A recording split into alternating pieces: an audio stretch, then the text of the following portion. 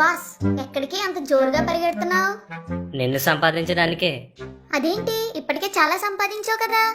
ఎంత సంపాదించినా నువ్వంటే ఎవరికి చేదు చెప్పు. అవునా? అయితే ఇంకా వేగంగా పరిగెత్తు. ఉమ్, ఇంకా వేగంగా. నీకోసం ఎంత వేగంగా అయినా పరిగెడతా. ఒక్క నిమిషం ఆగుతావా? ఆ, చెప్పు. నా కోసం పరిగెడుతూనే ఉన్నావు. ఇంటి దగ్గర నీ భార్య పిల్లలు ఎదురు చూస్తూ ఉండరా? నేను డబ్బు సంపాదించే పనిలో ఉన్నాను, నా కోసం ఎదురు చూడొద్దని వాళ్ళకి చెప్పేశా. అయినా ఎంత సంపాదించినా వాళ్ళ కోసమే కదా. ఇంతకాలం నా కోసం పరిగెత్తి ఏం సాధించావు? ఒకప్పుడు అద్దెంట్లో ఉండేవాడిని, ఇప్పుడు సొంత ఇల్లు కొనుక్కున్నాను. ఒకప్పుడు డొక్కు సైకిల్ ఉండేది, ఇప్పుడు కారులో తిరుగుతున్నాను. అంతా నీదయ్యే. హహహహ. నే తిండి, వేసుకునే బట్టలు, తిరిగే మనుషులు అన్నీ మారిపోయాయి. హా, ఇంకా చెప్పు. నీకోసం ఎంత చెప్పినా తక్కువే. నీకోసం ఎన్ని పుస్తకాలు, ఎన్ని ప్రసంగాలు, ఎన్ని వీడియోలు ఉన్నాయో తెలుసా? అవుననుకో. అందుకే అన్నారు ధనం మూలం ఇదం జగత్ అని. నువ్వు ఉన్నోడు గొప్పోడు, నువ్వు లేనోడు దరిద్రుడు. నువ్వు ఉన్నోడు పెద్దవాడు, నువ్వు లేనివాడు పేదవాడు. నువ్వు ఉన్నోడికి మర్యాద, నువ్వు లేనోడికి హేళన. నువ్వు ఉన్నోడికి గౌరవం, నువ్వు లేనోడికి అవమానం. ఒక్క మాటలో చెప్పాలంటే నువ్వుంటేనే ప్రపంచం నడుస్తుంది. చివరికి ఒక మనిషిని మనిషిగా చూడాలన్నా నువ్వు ఉండాలి. అయినా నీకోసం నీకు తెలీదా?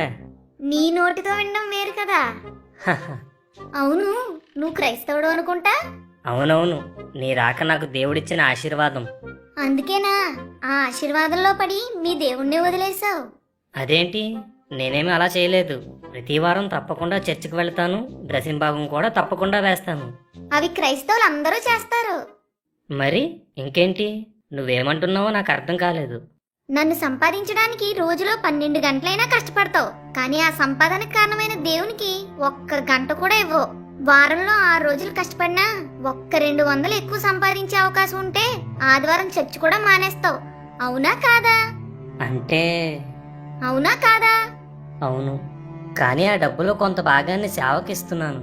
దేవుని పని జరగడానికి అవి ఉపయోగపడుతున్నాయి కదా. డబ్బు సేవ చేయదు, సహకారం మాత్రం అందిస్తుంది. మనిషే సేవ చెయ్యాలి. ఒక క్రైస్తవుడిగా దేవుని పనిలో నీ పాత్ర ఎంతుంది? అది చెప్పు. లేదు. కనీసం నువ్వు సంపాదించిన దాంట్లో ఎవరికైనా సహాయం చేసావా? నేను రాకముందు సువార్త చేసేవాడివి, నేను వచ్చాక ఒక్కరికైనా సువార్త చేసావా?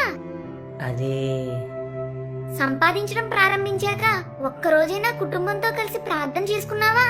కనీసం నీకు నువ్వైనా రోజులో కాసేపు వాక్యం చదవడం, ప్రార్థన చేసుకోవడం చేసావా? గమనించావా? నేనొచ్చాక ఆస్తిలోనే కాదు, ఆత్మీయతలో కూడా చాలా మార్పు వచ్చింది. సంపాదిస్తే కుటుంబం బాగుంటుందనుకున్నావు, కానీ కుటుంబ ఆత్మీయ పరిస్థితి ఎలా ఉందో గమనించుకోలేదు. నీ భార్య డబ్బును చూసుకుని గర్విష్ఠైపోయింది. నీ పిల్లలు జలసాలకు అలవాటు పడ్డారు. ధనాపేక్ష సమస్త కీడులకి మూలమని, ధనాపేక్ష లేని వారే మీకు కలిగిన వాటితో తృప్తి కలిగి ఉండమని బైబిల్లో ఉంది కదా. చదవలేదా? చివరికి నీ ధనాపేక్షే నీకు నీ కుటుంబానికి కీడుగా మారుతుంది. నీ ధనాపేక్షే మిమ్మల్ని నరకానికి నడిపిస్తుంది. ఈ లోక సంపాదనలో సంతోషం ఉందనుకున్నావు, కానీ పరలోకంలో ధనం సంపాదించాలి అని ఎప్పుడూ అనుకోలేదు. ఇప్పుడు అర్థమైందా నువ్వు ఏ స్థితిలో ఉన్నావో? హా. నన్ను సంపాదించు, అది తప్పు కాదు, కానీ అది నీ ఆత్మీయ స్థితి పాడు చేసేంతగా ఉండకుండా చూసుకో. చాలా మంది మనుషులు సంపాదన మోజులో పడి విలువలు కూడా కోల్పోతున్నారు. నన్ను సులువుగా సంపాదించడానికి అక్రమ మార్గాలు ఎంచుకుంటున్నారు. చంపడానికి, చావడానికి కూడా వెనుకాడటం లేదు. విచిత్రం ఏంటంటే అలాంటి వారిలో అన్నీ తెలిసిన మీ క్రైస్తవులు కూడా ఉండటం. మీ వాళ్ళు పైకి గొప్పలు చెప్తారు, కానీ నా విషయానికి వచ్చేసరికి చాలా బలహీనులైపోతారు. నువ్వు పరిగెత్తి పరిగెత్తి ఎంత సంపాదించినా నువ్వు అనుకోని క్షణంలో నీ ప్రాణాన్ని వదిలేస్తావు. అప్పుడు నీ సంపద అంతా ఇక్కడే ఉండిపోతుంది.